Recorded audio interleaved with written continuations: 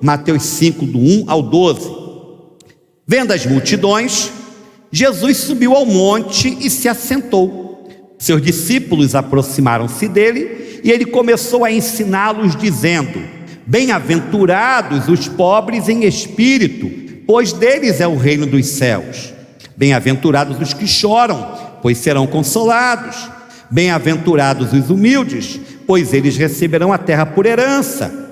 Bem-aventurados os que têm fome e sede de justiça, pois serão satisfeitos. Bem-aventurados os misericordiosos, pois obterão misericórdia. Bem-aventurados os puros de coração, pois verão a Deus.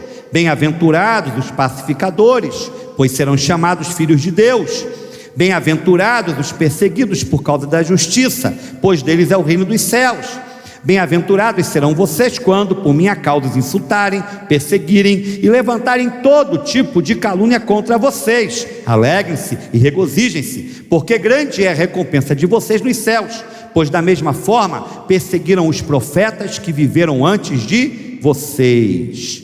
Vamos orar em mais um momento. Senhor querido, Senhor amado, que a tua palavra que foi lida e agora vai ser explicada, alcance os efeitos desejados pelo teu Espírito em cada coração. Manifesta o teu poder agora, diante de cada filho teu, de cada filha tua, para que esta palavra gere vida, vida abundante, conforto em meio à dor, motivação para continuar a caminhada, em nome do Senhor Jesus. Amém. Pronto, chegamos ao final de nossa jornada em relação às bem-aventuranças. Durante 8 semanas estudamos sobre o caráter que Jesus deseja que cada um dos seus seguidores possua. Seremos mais semelhantes a Jesus à medida que possuirmos estas marcas, estas qualidades em nossa vida. O que é mais maravilhoso é que Jesus não apenas deseja que possuamos tais atributos, mas Ele nos dá força, poder, para que possamos vivenciá-los no nosso dia a dia, por meio do Seu Espírito que em nós habita. Vamos ver, Gálatas capítulo 5, 22 e 23. Mas o fruto do Espírito é amor, alegria, paz, paciência, amabilidade, bondade, fidelidade, mansidão e domínio próprio. Contra essas coisas não há lei. O que Paulo está dizendo aqui é que, como consequência de sermos habitados pelo Espírito Santo, algo novo surge dentro de nós, que são as qualidades conhecidas como fruto do Espírito. E o fruto do Espírito confunde-se muito com as bem-aventuranças, ou seja, o meio pelo qual Jesus transforma o nosso coração é pelo seu Espírito Santo. Quem tem o Espírito Santo tem mudança. Quem não tem o Espírito de Deus não tem ainda a regeneração de alma. Ao entender isso, passa a compreender também outra realidade espiritual. Todas as marcas das bem-aventuranças apresentadas por Jesus para mim não são marcas inatingíveis, inalcançáveis, pois se estou em Cristo, tenho plenas condições de reproduzir todos esses quesitos em meu viver diário, não por mim mesmo, não pela minha própria capacidade, mas pelo seu Espírito Santo em mim, que me dá poder para viver como Jesus. Tremendo isso. Você, crente em Jesus, pode e deve viver segundo o princípio das bem-aventuranças. Não existem desculpas para os seus retrocessos espirituais, para a sua estagnação na vida cristã. Se você está em Cristo, é nova criatura, habitada pelo Espírito Santo santificador, e tudo se faz novo a cada dia para você. Vamos então a última bem-aventurança apregoada por Jesus. Mateus 5,10, olha o que diz: bem-aventurados os perseguidos por causa da justiça, pois deles é o reino dos céus. Note, esta bem-aventurança é diferente de todas as demais anteriores, porque não se trata de uma descrição positiva do crente, de uma coisa boa que ele deva possuir, mas sim de um relato daquilo que muito provavelmente ocorrerá com o crente, como resultado de ele ter na sua vida aquelas virtudes anteriormente citadas: humildade de espírito, mansidão de caráter, choro espiritual, pureza de coração e por aí vai. Ou seja, o crente é perseguido porque ele é um determinado tipo de pessoa, porque ele se comporta de uma maneira que ninguém mais se comporta. É como se Jesus tivesse dito: isso é o que acontecerá com você pelo simples fato de você ser um crente. Se você for um crente, à minha maneira, do meu modo, você inevitavelmente enfrentará perseguição.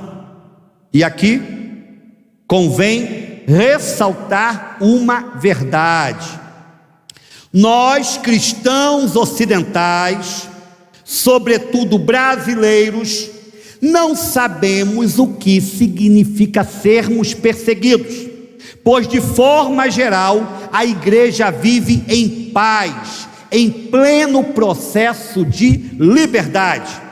Temos muitas facilidades para vivermos a vida cristã.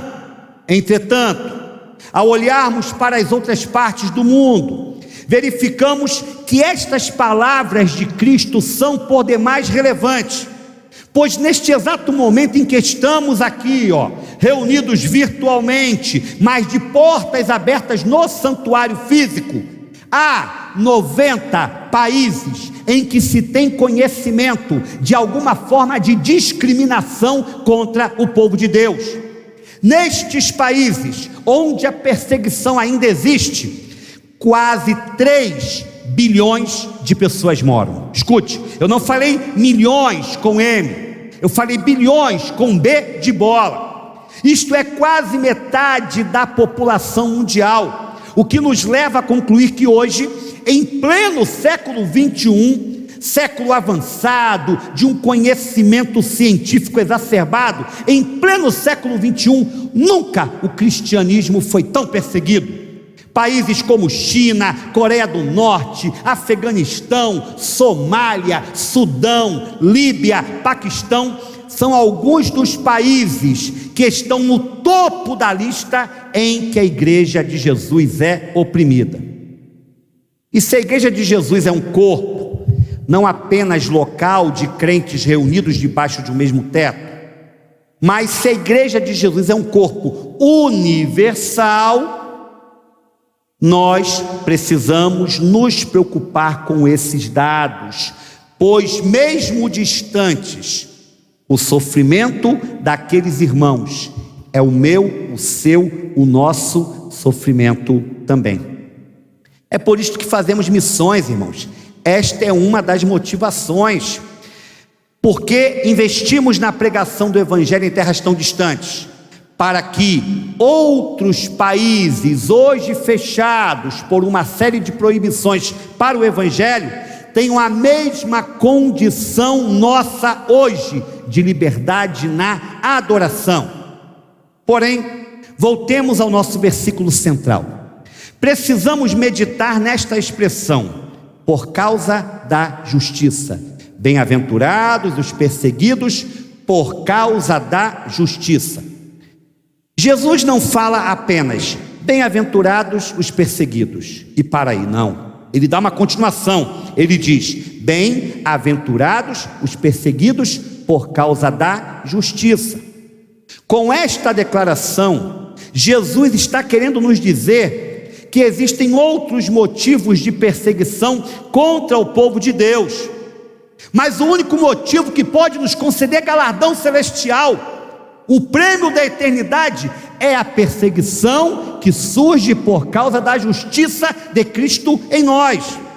Por exemplo, vamos ser mais claros, há muita gente sendo perseguida por razões que nada tem a ver com aquilo que Jesus está falando. Atitudes dignas de objeção ou de reprimenda.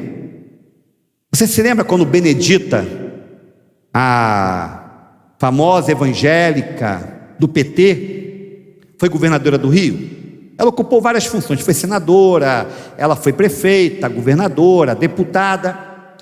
Mas quando ela foi governadora, seu nome se envolveu num escândalo, porque ela estava participando de vários eventos evangélicos particulares em solo nacional, sendo custeada pelo dinheiro do Estado. Isso é impróprio, isso é inadequado, isso é ilegal e chega a ser imoral. E quando isso começou a ser veiculado pela mídia, muitos disseram: é perseguição contra o evangelho, é porque ela é crente, estão colocando isso aí porque ela é uma cristã evangélica. Não, irmãos, ela estava errada. Ela fez jus a todo noticiário contrário, porque ela agiu de modo errado, usou do dinheiro público, do erário público, para poder bancar viagens de ordem particular. Nesse ponto não houve perseguição por causa do evangelho, houve perseguição por causa de uma atitude digna de objeção. Pedro fala sobre isso, vamos lá, olha lá, está escrito, Pedro, 1 Pedro capítulo 2, 19 e 20, porque é louvável que, por motivo de sua consciência para com Deus, alguém suporte aflições, sofrendo injustamente. Pois que vantagem há em suportar açoites recebidos por terem cometido mal? Mas, se vocês suportam o sofrimento por terem feito bem, isso é louvável diante de Deus. Então esse tipo de perseguição por ter feito o que era errado, não é louvável em nada, em nada. Há outro tipo de perseguição, são aquelas pessoas difíceis de se relacionarem com os outros. Tem crente que é complicado no trato com o próximo, como tem crente carranca, crente agressivo, crente mal-humorado, que vive dando patadas aqui, lá e acolá, e quer que as pessoas estejam à sua disposição sempre. Esse dá um mau testemunho contínuo, porque ele jamais tem sensibilidade com o outro, mas quer que todos tenham sensibilidade com ele. Esse sofrerá, e esse tipo de sofrimento também não é louvável por aquilo que a Bíblia nos ensina. Quer ver um outro motivo de sofrimento? Falta de testemunho no que diz respeito à sabedoria para evangelizar, falta de sabedoria para testemunhar. Tem gente que não entendeu ainda o que é pregar a palavra, o que é evangelizar, querem fazer proselitismo. O que é um prosélito? É um convertido feito à força, formalmente, onde se está preocupado com a mudança de religião. Não, cristianismo trata de mudança de mente, de mudança de coração, e isso não se pode ser imposto, enfiado goela abaixo. E há muitos que estão querendo impor o evangelho como uma obrigatoriedade, quando é pela lei do amor que a palavra tem que triunfar. Outro tipo de perseguição que a pessoa pode sofrer, e muitas vezes coloca na conta do evangelho, mas não tem nada a ver com isso: o fanatismo ou o zelo excessivo. Um exemplo claro: Testemunhas de Jeová e a proibição da transfusão de sangue, com uma interpretação totalmente imprópria e inadequada de textos do Velho Testamento. Eles proíbem os seus adeptos de receberem transfusão de sangue, mesmo em caso de morte ou quase morte. Isso é um escândalo para o mundo. Isso gera muitas controvérsias, mas eles dizem: estamos sofrendo por causa da palavra de Deus. Mentira! Sofrem por fanatismo, por excesso de um zelo que não tem base nas Escrituras Sagradas. Observe então isto: há um tipo de sofrimento que podemos atrair sobre nós mesmos, que nada tem a ver com o fato de seguirmos a Jesus com um coração sincero, mas sim por erros nossos. Novamente vamos para Pedro, vamos lá? 1 Pedro 4, 15 e 16. Se algum de vocês sofre, que não seja como assassino, ladrão, criminoso, ou como quem se intromete em negócios alheios.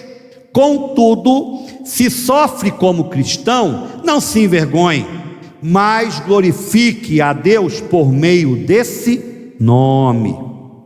Na verdade, o que Pedro está dizendo aqui é que a única perseguição digna de nota, válida, é a que surge por sermos semelhantes a Cristo. É isto que significa sofrer por causa da justiça. Significa ser justo como Cristo foi, atraindo naturalmente o ódio dos que estão ao nosso redor, pois a presença da luz sempre incomodará as trevas. João capítulo 15, versos 18 ao 20. Se o mundo os odeia, tenham em mente que antes odiou a mim. Se vocês pertencessem ao mundo, ele os amaria como se fossem dele. Todavia, vocês não são do mundo, mas eu os escolhi, tirando-os do mundo, por isso o mundo os odeia. Lembre-se das palavras que eu lhes disse: nenhum escravo é maior do que o seu senhor. Se me perseguiram, também perseguirão vocês. Se obedeceram à minha palavra, também obedecerão a de vocês. Rapaz, moça, quão distantes estamos desta palavra. Somos amados, queridos, desejados pelo mundo e não odiados hoje em dia. Por quê? Porque estamos tão amoldados a Ele, tão envolvidos nele, tão emaranhados com Ele, que já não fazemos diferença alguma. Tornamo-nos uma só coisa com o mundo. E sabe o que é mais interessante?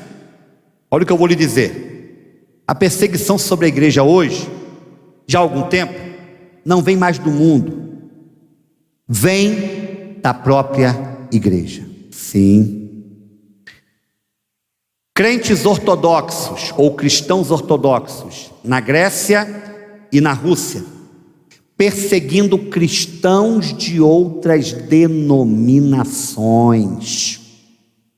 Os presbiterianos que dizimaram, mataram vários anabatistas durante o período medieval. Os luteranos que aderiram ao movimento nazista liderado por Hitler, e eles próprios entregaram muitos dos seus pares, irmãos, pastores, que ousavam ir contra as ideias alemãs nazistas. E hoje, eu poderia falar do bolsonarismo radical. Não se pode mais ir contra as ideias bolsonaristas, não se pode mais pensar contrário a esse movimento político que cresce a cada dia no país, ou melhor, decresce, na verdade. Me lembro que há 2 anos, ainda nas eleições, encontrei com um pastor em Campos, e chorando ele me dizia que abandonou a igreja, porque ousou não apoiar Bolsonaro para a campanha presidencial. E ele foi literalmente escorraçado pela sua igreja. Ele a abandonou literalmente, porque não tinha mais condição de conviver com aqueles irmãos. A que ponto chegamos? Dentro da própria igreja, esse tipo de perseguição, falta de respeito, falta de reconhecer que o outro também tem uma opinião que pode ser válida, ainda que eu não concorde com ela. Chegamos a esse ponto. Para sermos mais específicos, perseguições na própria igreja por parte daqueles que se mundanizaram a tal ponto e não aceitam o comportamento santo de quem quer fazer a diferença. Recentemente fui procurado por uma jovem que em lágrimas me disse que estava sendo alvo de bullying das suas irmãzinhas na fé, das suas irmãzinhas em Cristo, pelo fato de ela ter decidido permanecer virgem até o seu casamento. E as suas irmãs em Cristo diziam: tola, besta, boba, isso é um assunto que já não se pode mais levar a sério, isso é tabu, você deveria ter uma mente evoluída e não ficar presa a esse tipo de questão medieval. Chegamos a esse ponto, irmãos, chegamos a esse ponto. A grande realidade é a seguinte, escute: o crente deve sim ser agradável, simpático, educado, carismático, mas ele nunca deverá ser louvado por todos, pois se isto acontece, alguma coisa está errada com o seu caráter cristão. Lucas capítulo 6, verso 26, diz assim: ai de vocês, quando todos falarem bem de vocês, pois assim os antepassados deles trataram os falsos profetas. Olha, o falso profeta é que é louvado, o falso profeta é que é aplaudido, o falso profeta é que é querido. É impossível querer ser um bom crente mantendo-se cordial com todos. Basta que sejamos como Cristo, para que as perseguições se tornem inevitáveis. Portanto, querido, querida, glória a Deus, glória a Deus.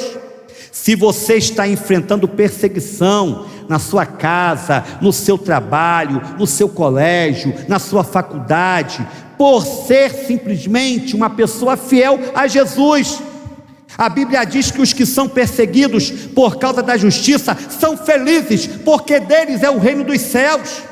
Essa é a promessa dessa última bem-aventurança. Bem-aventurados os perseguidos por causa da justiça, porque deles é o reino dos céus. Quero concluir então esta série chamando a sua atenção para o seguinte: por favor, estou lhe exortando agora, reveja as bem-aventuranças, lendo e meditando nas palavras que foram pregadas. Elas estão todas aí, documentadas, arquivadas. Você pode ir no YouTube e pode rever uma a uma, ou até assistir alguma caso você tenha perdido. Foram 8 mensagens, fechando com essa de hoje aqui. Medite sinceramente naquilo que deve ser mudado em sua vida, pois nas bem-aventuranças